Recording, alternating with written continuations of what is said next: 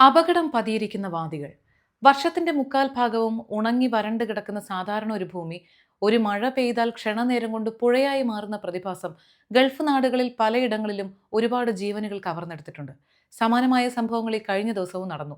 ഒമാനിലെ ബർക്ക വിലായത്തിലുള്ള ഒരു പ്രദേശത്ത് സുഹൃത്തിന്റെ വീട്ടിൽ പെരുന്നാൾ ആഘോഷങ്ങൾക്കായി പോയ തൃത്താലയിൽ നിന്നുള്ള ഒരു കുടുംബം സഞ്ചരിച്ചിരുന്ന നിസാൻ പാട്രോൾ കാറാണ് ബർക്ക സൂക്കിനകത്തുള്ള വാതിയിൽ അകപ്പെട്ട് ഒഴുക്കിൽപ്പെടുകയും സംഭവത്തിൽ 3 പേർ പ്രായമായ മാതാവടക്കം മരണപ്പെടുന്നത്.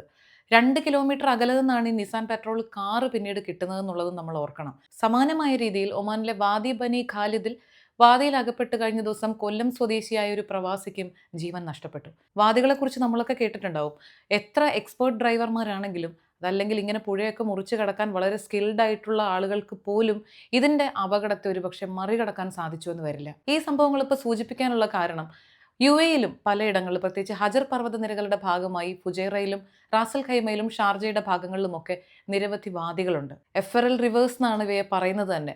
അതായത് lasting for a short time, പക്ഷെ ആ കുറച്ച് സമയം മതി പെട്ടെന്നുള്ള അപകടങ്ങൾ വിളിച്ചു വരുത്താനായിട്ട്.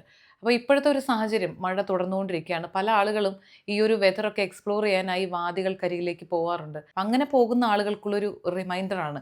ഇവിടെ ഇങ്ങനെയുള്ള അപകടങ്ങൾ ഒഴിവാക്കാനായി നിയമം വരെയുണ്ട്. അബുദാബി പോലീസ് കഴിഞ്ഞ ദിവസവും ഇതേക്കുറിച്ച് സൂചിപ്പിച്ചിട്ടുമുണ്ട്. പ്രതികൂലമായ സാഹചര്യങ്ങളിൽ വാദികളിലേക്ക് വാഹനങ്ങളുമായി പോകുന്ന ആളുകൾക്ക് 2000 ദർഹം ഫൈനും ഡ്രൈവിംഗ് ലൈസൻസിൽ 23 ബ്ലാക്ക് പോയിന്റും വാഹനം 60 ദിവസത്തേക്ക് കണ്ടുകെട്ടുന്നതുമൊക്കെയാണ് ശിക്ഷ.